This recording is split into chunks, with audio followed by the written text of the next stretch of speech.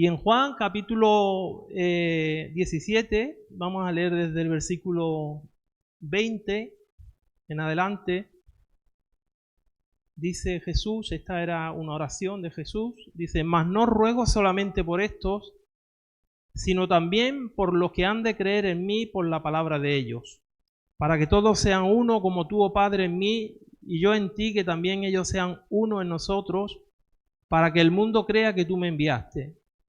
La gloria que me diste yo les he dado, para que sean uno, así como nosotros somos uno.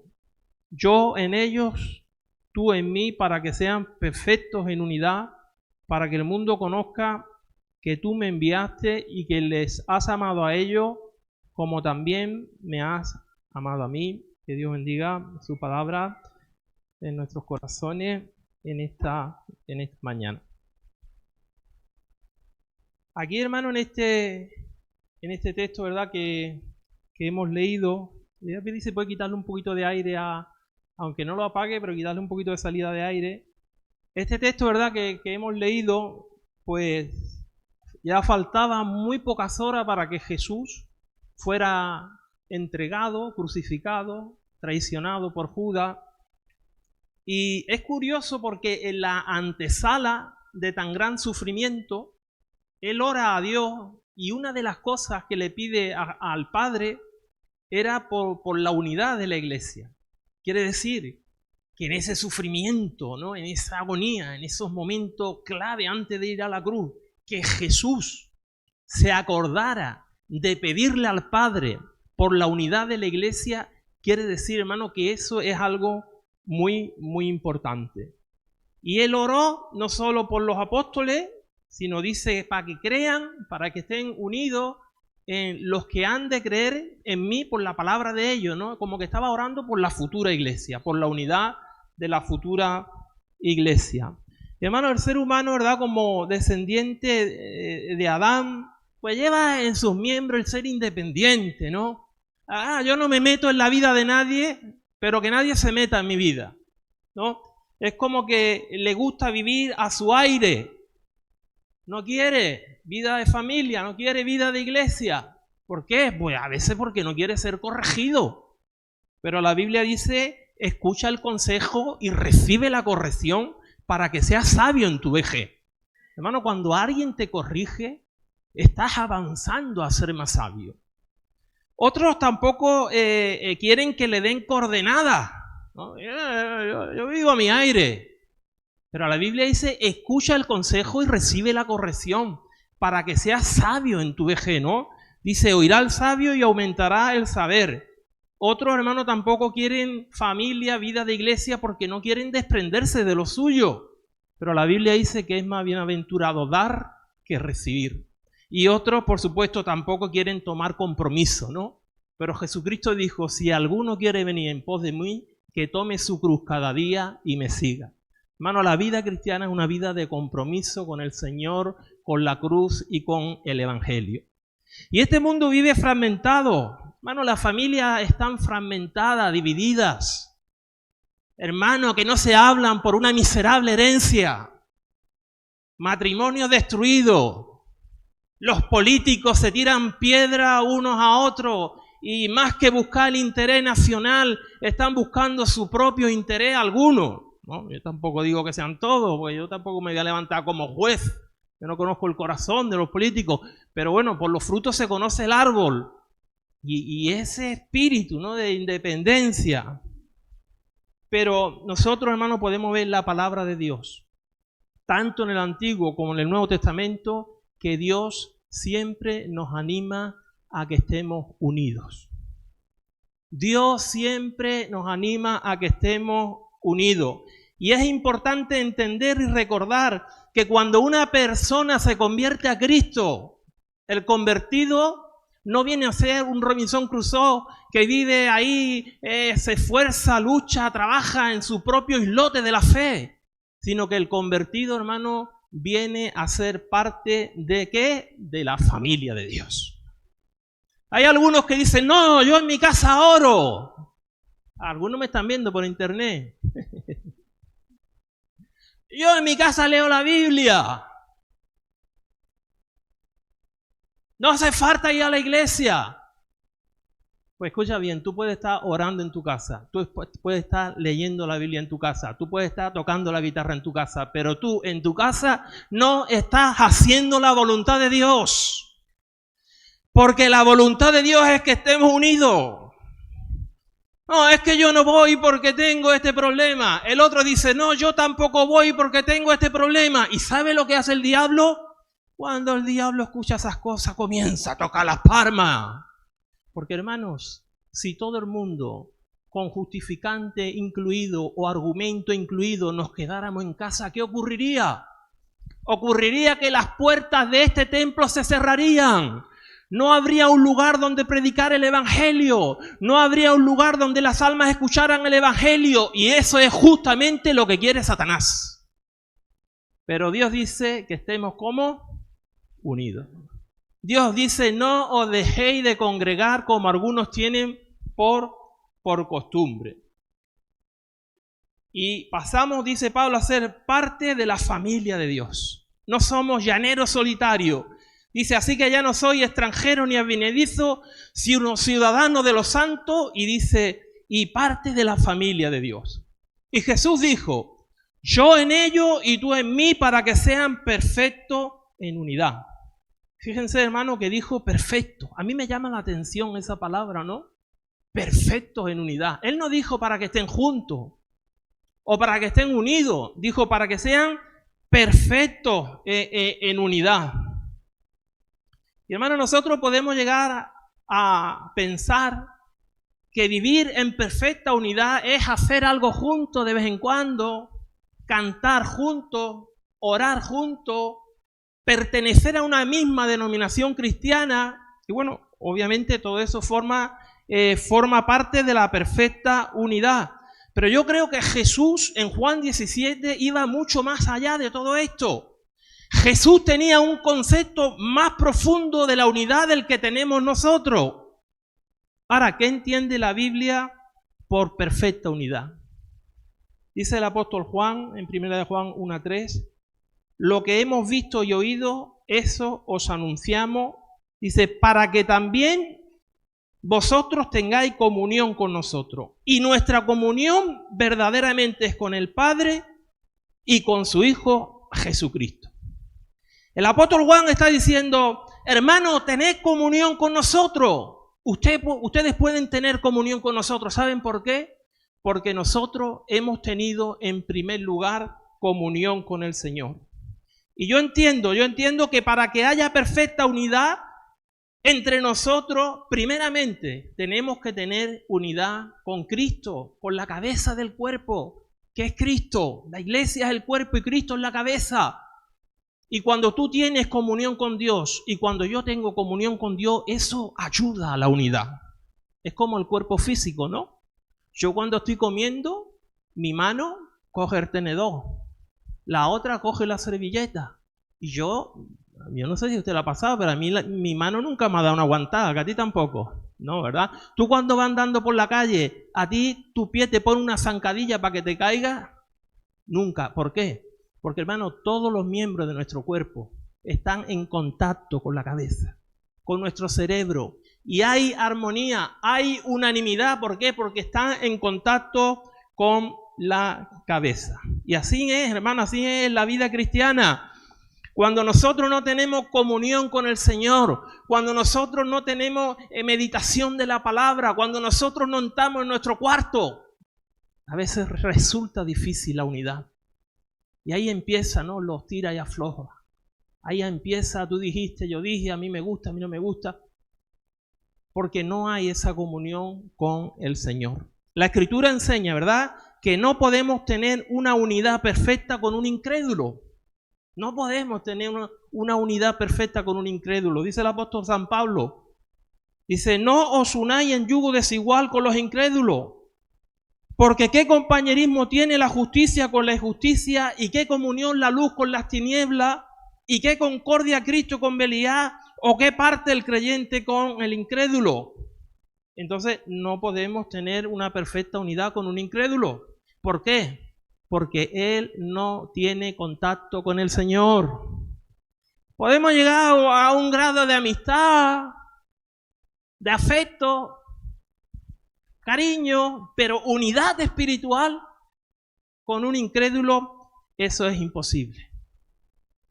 Y aprovecho, ¿no?, a hacer un paréntesis, que si tú eres joven, chico, chica o no tan joven, da igual, y tú tienes pensamiento de casarte con una persona que no sea creyente, que no haya nacido de nuevo, lo que Dios te dice, no te cases. Ay, no, pero este hombre es cariñoso, él me cuida, él me mima, él me expresa el amor, está pendiente de mí. Y Dios te dice, no te cases. Pero él es tolerante. Él dice que aunque no venga a la iglesia, él me deja a mí venir a la iglesia. Él abre, no es un hombre estricto. Dios te dice, no te cases. Es que ya tengo cerca de 40 años, no hay hombres, no hay mujeres en la iglesia, se me pasa el arroz. Y Dios te dice, hermano, el apóstol Pablo le dice a las viudas que ya están solas, ¿no? Porque ya la viuda está sola y el viudo, ya no hay nadie ahí. Le dice, mire, se pueden casar, pero hay un requisito, que sea en el Señor. Porque no podemos tener comunión perfecta con un incrédulo. Y hermano, uno está con una persona del mundo y sí, hola, de fútbol, esto, lo otro, pero hablar de cosas espirituales, no. Edificación espiritual con uno que no ha nacido de nuevo, imposible. Porque él no tiene comunión con el Señor. Y en segundo lugar, ¿verdad?, yo quiero decir en esta mañana que cuando la Biblia habla de perfecta unidad, se está refiriendo a una unidad mental. Dice el apóstol Pablo, escribiéndole a los corintios que tenían una gran deficiencia de unidad espiritual, les dice, ruego pues, hermano, por el nombre de nuestro Señor Jesucristo, que no haya entre vosotros divisiones, sino que estéis perfectamente unidos en una misma mente, dice, y en un mismo parecer. Por eso, hermano, la perfecta unidad espiritual tiene que ver con nuestra mente, ¿no? Tiene que ver con nuestra mente. Y cuando hablamos de mente, estamos hablando ¿de qué? De propósito, de designio, porque la palabra designio significa pensamiento o propósito del entendimiento. Más fácil todavía. Hermano, nosotros tenemos cada uno diferentes formas de ver la vida. Lo que para mí es muy importante, quizá para usted no es tan importante, o al revés. Hemos sido criados por diferentes padres. Somos de diferentes países, diferentes regiones de España. Tenemos culturas diferentes. Pero ¿sabes qué? Nosotros en Cristo y en las cosas del Espíritu debemos de pretender tener una misma mente y un mismo propósito. ¿Y cuál es el propósito? El propósito es que la iglesia sea pastoreada y que ninguno se pierda. Que los que están aquí sean bendecidos, sean consolados, sean animados, sean cuidados. El propósito es que los que no conocen a Jesús puedan conocer a Jesús. Llevar el reino de Dios a los que no conocen a Jesús. Así que somos un cuerpo. Y si la cabeza Jesús apunta hacia allá, pues hermano, todos nosotros apuntamos hacia allá. Ahora la cabeza dice, este mes vamos a salir a hacer un día de evangelismo. Yo sé que todos tenemos una agenda completa. Yo sé que tenemos muchas cosas que hacer, pero ¿sabe qué? Nosotros podemos modificar la agenda. La agenda no tiene que ser dueña de tu vida. Tú tienes que ser dueño de la agenda. Y si vamos a este sábado, no sé cuándo, este mes, vamos a ir a evangelizar un día, pues hermano, toda la iglesia, con ese mismo pensamiento, va a evangelizar en unidad, con un mismo propósito. Amén. ¿Qué espíritu, hermano, había en Ruth, verdad? Y en Noemí. Noemí murió su marido, luego murieron sus dos hijas, sus dos hijos, y se quedó con sus dos nueras. Y una de ellas, pues, se fue. Noemí dijo, mira, si te quieres ir, te puedes ir, nadie te lo impide, y se fue. Pero ella le dijo a la otra, dice, he aquí tu cuñada se ha vuelto a su pueblo y a sus dioses, vuélvete tú tras ella. Y respondió Ruth, no me ruegues que te deje y me aparte de ti, porque a donde quiera que tú fueres iré yo, y donde quiera que vivieres viviré. Tu pueblo será mi pueblo y tu Dios mi Dios. Donde tú murieres moriré yo, y allí seré sepultada. Así me haga Jehová, y aún me añada que solo la muerte hará separación entre nosotras dos. Wow, qué tremendo, ¿no? Hermano, digámosle a la iglesia como Ruth le dijo a Noemí, a donde quiere que tú fueres iré yo, donde quiera que viviere viviré yo. Tu pueblo será mi pueblo. Iglesia, tu alegría será mi alegría. Tus problemas serán mis problemas. Tu risa será mi risa. Tus lágrimas serán mis lágrimas. Díselo a la iglesia, porque ese es el deseo de Dios para nuestras vidas. En tercer lugar, quiero decir, hermano, esta mañana que cuando la Biblia habla de perfecta unidad, se está refiriendo a una unidad doctrinal. Porque dice en Hechos capítulo 2, 42, que los primeros cristianos, dice, perseveraban en la doctrina de los apóstoles. En la doctrina de los apóstoles. Y ellos tenían unidad por eso, hermano, porque tenían unidad doctrinal. Y dice Pablo, os ruego pues, hermanos, por el nombre de nuestro Señor Jesucristo, que habléis todo, dice, una misma cosa. Ahora, ¿qué cosa es la que dice Pablo que tenemos que hablar? Bueno, el apóstol Pedro nos da la respuesta. Dice Pedro, si alguno hable ¿con qué? Conforme a la palabra de Dios. Y Jesús dijo, las palabras que yo os hablo, no las hablo por mi propia cuenta, sino que el Padre que mora en mí, Él hace las obras. Entonces, hermanos, si Jesús no hablaba por su propia cuenta, nosotros tampoco deberíamos de hablar por nuestra propia cuenta. Tenemos que pasar de la sabiduría popular, de los refranes nacionales que tienen apariencia de verdadero, pero que muchos están llenos de mentira. ¿No? El que se quemó con leche cuando ve una vaca llora, ¿no? Como diciendo, lo que te ha pasado en la vida te marca y vas a ser un infeliz toda tu vida. No. La Biblia dice que el que está en Cristo es una nueva criatura. Las cosas viejas pasaron, todas son hechas nuevas. El Espíritu consuela, el Espíritu sana las heridas, el Espíritu cambia las vidas. No tenemos que llorar cuando veamos una vaca, porque nos hayamos quemado con leche. Otros dicen, no, porque el diablo es muy astuto, ¿no? El diablo utiliza los refranes, los pensamientos populares. No. Pero con un tono de ansia, ¿no? Con un tono de, no dejes para mañana lo que puedes hacer hoy. No lo dejes para mañana. Además, a mí me han dicho, la Biblia lo dice. ¿La Biblia lo dice? No, la Biblia no dice eso. La Biblia dice, el bien que puedas hacer hoy, no lo dejes para mañana. Que eso es diferente. Eso es diferente, hermano. El bien que puedas hacer hoy, no lo dejes para mañana. Entonces, dice Pablo, pero tú hablas de acuerdo, dice, a la sana doctrina. Amén, hermano. Tenemos que pasar de yo pienso, yo creo, a mí me parece, yo entiendo, yo supongo, y si fuera. Así no vamos. Si está escrito, hermano, tiene vigencia. Y si alguien viene a pedirte un consejo, si alguien viene a que tú le ayudes y no sabe la respuesta, no pasa nada. Hermanos, vamos a orar. Yo no tengo la respuesta ahora mismo. Vamos a orar, vamos a escudriñar la palabra del Señor y vamos a ver qué dice Dios de este asunto. Y cuando comenzamos a hablar todo una misma cosa, ¿saben qué? La unidad en medio nuestra se fortalece. Eres de bendición para otro. Dice que hay hombres cuyas palabras son como golpes de espada, ¿no? Hay alguno que cada vez que abra la boca, ¡pum! Dice, Dios mío, qué persona. Oh, Señor, qué pena.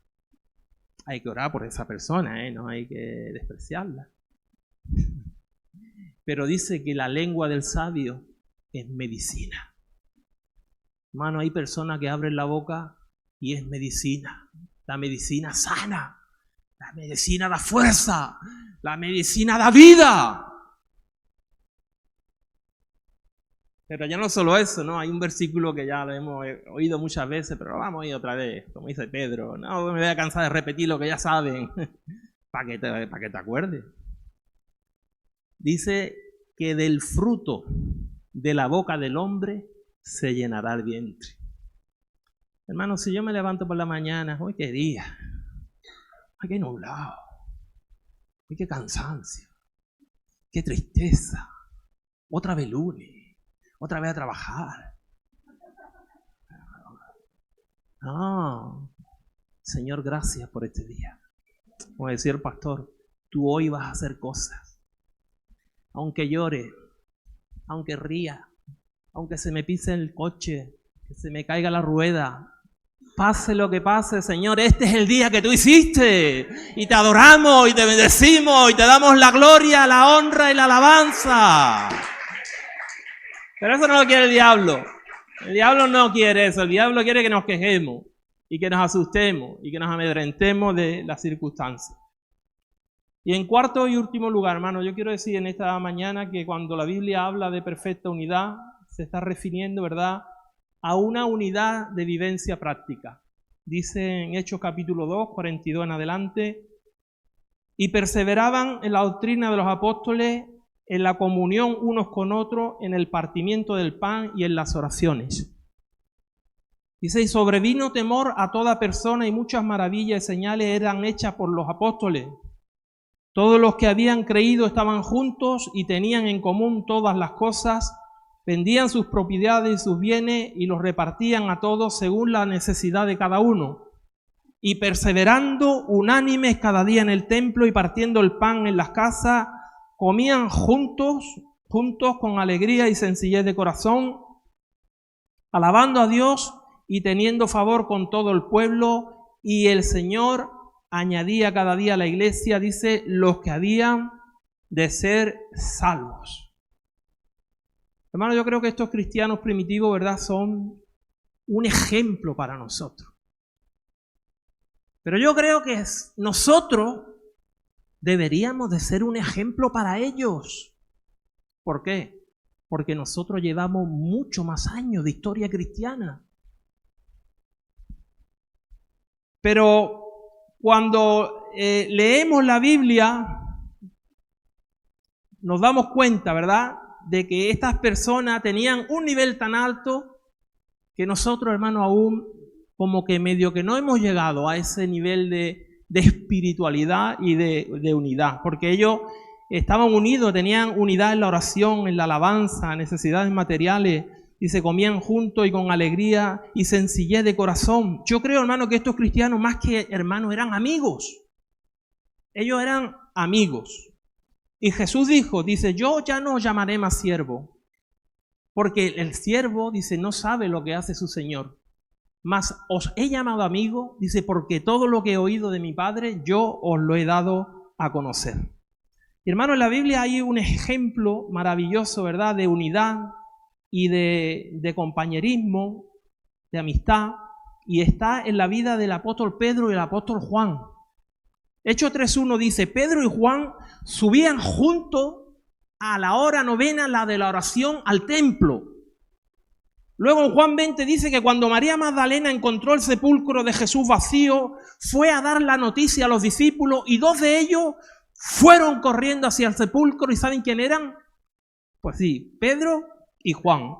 En Juan 21 dice que Jesús, por tercera vez resucitado, aparece a 7 discípulos en el mar de Galilea. Y de esos 7 habían 2 que eran Pedro y Juan. Hechos 4 dice que Pedro y Juan, los 2 juntos, llenos de amistad unánime, dice que le dicen al concilio, ustedes quieren que no prediquemos el evangelio, pero nosotros no podemos dejar de decir lo que hemos visto y oído. Y en Hechos 8 dice que cuando los apóstoles que estaban en Jerusalén oyeron que Samaria había recibido la palabra de Dios, enviaron ¿a quiénes? A Pedro y a Juan. Hermano, estos 2 hombres vivían en una amistad tan profunda, y es curioso un detalle. Porque tanto Pedro como Juan tenían hermanos en el colegio apostólico, o sea, hermanos de sangre. Pedro tenía a su hermano Andrés y Juan tenía a su hermano Jacobo. Sin embargo, los vemos más unidos entre sí con sus respectivos hermanos de sangre. ¿Por qué? Porque el vínculo, hermano, que a veces crea el Espíritu Santo entre dos personas es más fuerte que el vínculo de la sangre. La Biblia lo dice, el hombre que quiere amigo ha de mostrarse amigo, y amigo hay más unido que un hermano.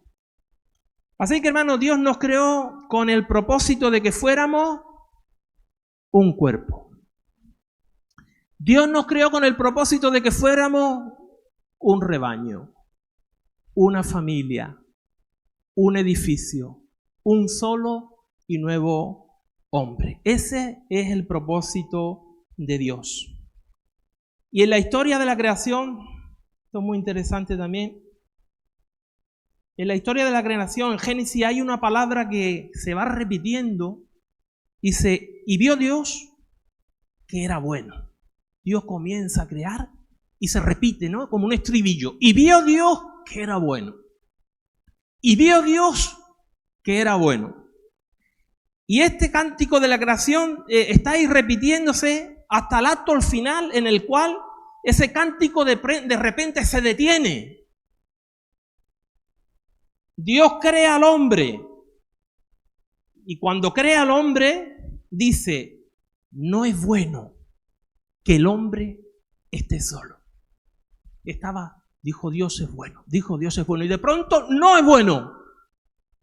Y dice que el hombre estaba solo. Pero es sorprendente porque Adán aún no había pecado. No se había producido la caída. Adán estaba en obediencia. Dios se paseaba por el huerto del Edén, había comunión con Adán. Sin embargo, la palabra que Dios usó para describirlo fue solo. Y dijo Dios que esa soledad no era buena. Algunas veces, ¿verdad?, en los círculos de las iglesias, cuando las personas se sienten solas, decimos que no esperen demasiado de las relaciones humanas.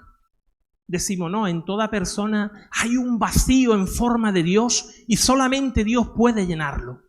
Y es cierto que hay un vacío que solamente Dios puede llenarlo. Eso es cierto. Pero al parecer, según el escritor de Génesis, Dios crea dentro del hombre también una especie de vacío con forma humana que Dios no llena. Y Dios no lo llena no porque no pueda, sino porque Dios ha determinado de no llenar ese vacío. Así que, hermano, aunque Adán se hallaba en un estado de perfección, ausente del pecado, estaba solo y aquello no era bueno. Tú y yo fuimos creados no para vivir solos. Tú y yo fuimos creados para vivir en hermandad, para vivir en familia, para vivir en comunión. Si uno está solo y se cae, ¿quién lo va a levantar? Dice la Biblia. Pero cuando uno cae y lleva un compañero o una compañera al lado, te puedes apoyar en él. Él puede orar por ti. Él te puede dar una palabra. Él puede hacer lo que tú no puedes hacer por ti mismo, porque en la multitud de consejeros está la sabiduría. Así que, hermano, como Cristo murió para atraer a todos a sí mismo, también Jesús oró para que Él oró para que nosotros, hermano, viviéramos en perfecta unidad. Y nosotros no podemos crear la unidad del Espíritu, pero nosotros podemos guardarla. ¿Amén? Con nuestras oraciones, con nuestras palabras, con nuestros pensamientos, con nuestra forma de vida, guardamos la unidad. ¿Y sabe cuál es el fruto de la unidad? Cuando el mundo vea que estamos unidos y nos amamos, estarán dispuestos a decir, iremos con vosotros porque vemos que Dios está con vosotros. Hermano, al mundo no le sorprende las luces ni los colores de las iglesias. Al mundo no le sorprende el oro ni la plata.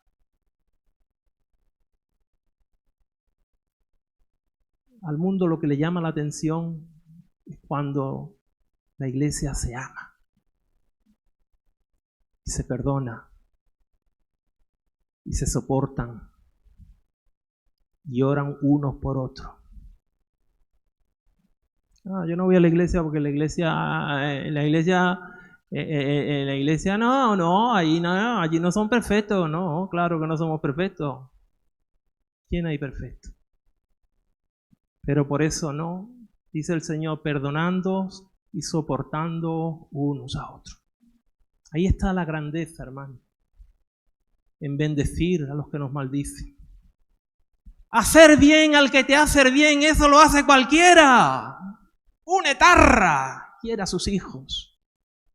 Un terrorista suple las necesidades de sus hijos. Pero bendecir a los que nos maldicen, eso solamente lo hace hombres y mujeres llenos del Espíritu Santo. Y los incrédulos cuando ven eso son sacudidos. Porque nosotros somos cartas escritas, abiertas. ¿Tú te crees que cuando tú estás en el trabajo, aunque esté calladito, ellos se dan cuenta? Se dan cuenta que no engañas al jefe. Se dan cuenta que eres diligente en tu trabajo. Se dan cuenta de que no salen palabras agrias. El famoso Spurgeon decía, atrae más moscas una gota de miel que un litro de vinagre. La dulzura en el creyente, la paciencia, los frutos del Espíritu. Eso conmueve a los incrédulos. Es así. Por eso Jesús dijo, así alumbre vuestra luz delante de los hombres, para que vean vuestras buenas obras y glorifiquen a vuestro Padre que está en los cielos. Una luz no habla. No quiero decir que no hable. Tú puedes hablar de Jesús todo lo que quieras, y mejor. Pero una luz no habla. Pero se ve. ¿Ve? Y esa es la unidad. Esa es la unidad que va a conmover al mundo. Desde el principio, hermano, de la iglesia, ya voy concluyendo, no me alarga mucho. La iglesia ha tenido enemigos, ¿verdad?, que han querido dividirla y han querido destruirla. Desde siempre. Pero escuche bien, ni Satanás, ni los demonios, ni reyes, ni principados, ni potestades van a destruir la iglesia de Jesucristo, ni van a conseguir dividirla. ¿Sabes por qué? Porque no van a dividir la iglesia de Jesucristo. ¿Tú sabes por qué? Porque en Juan capítulo 17, Jesús oró, Padre, que sean uno. Como tú y yo, Padre, que sean uno. Que sean perfectos en unidad. ¿Y tú crees que hay alguna oración de Jesucristo que el Padre no va a responder? Imposible. Esa oración será respondida por el Padre. Así que, hermano, eso es lo que hay. Todos los que quieran venir a este lugar, bienvenido sea. Que no quieres venir, oraré por ti para que venga, para que hagas la voluntad de Dios. Pero la voluntad de Dios es que estemos juntos y en armonía, porque allí envía Jehová bendición y vida eterna. Y dice el libro del profeta Isaías, todos nosotros, escuche bien amigo, que viene aquí por primera vez, todos, esto es muy importante lo que voy a decir ahora, tiene que escucharlo. Dice, todos nosotros nos descarriamos como ovejas. Cada cual se apartó por su camino, mas Dios cargó en él, en Jesús, el pecado de todos nosotros. Una oveja descarriada es una oveja que va sola, que va sin pastor, que está indefensa y está presta para que en cualquier momento venga el lobo, le dé el zarpazo, le dé el mordisco y la mate. Pero Jesús dijo, yo soy el buen pastor. Y el buen pastor, Él dio su vida por las ovejas. Amén. Así que, amigo, Jesús quiere ser tu pastor. Él quiere perdonar tus pecados. Él quiere cuidarte. Jesús no quiere que tú estés solo. Él quiere que tú seas parte de su rebaño. Amén. Porque las ovejas están cuidadas, alimentadas y protegidas mientras están en el rebaño. Oveja que se sale del rebaño, ten cuidado con eso. Ten cuidado con eso. Porque oveja que se sale del rebaño está en un campo de mina. Peligro. Peligro por aquí, peligro por allí. Pero cuando tú estás en el rebaño, cuando tú estás con la iglesia, cuando tú estás en el cuerpo de Cristo, Jesucristo lo ha prometido. Yo soy el buen pastor, mis ovejas son mías y nadie las va a arrebatar de mi mano. Nadie. Venga problema, venga enfermedad, venga lo que venga. Jesús dice, están aquí. Esas manos de Jesús, qué tierna. Qué cariñosa la mano de Jesús. Todos los días nos mima. Qué sabiduría. Las manos de Jesús te va guiando. Tú dices, uy, no entiendo lo que me está pasando. No te preocupes. No te preocupes. No es cuestión de entender, es cuestión de creer. Él te está guiando. Y algo más, las manos de Jesús son manos llenas de poder. Porque Él es el Todopoderoso. ¿Cuántos están contentos de formar parte de la iglesia de Jesucristo? No te vayas de la iglesia por ninguna cosa del mundo. No te vayas. Y si te has ido, amigo, vuelve. Porque la voluntad de Dios es que estemos unidos y vivamos en perfecta unidad. Gloria al Señor.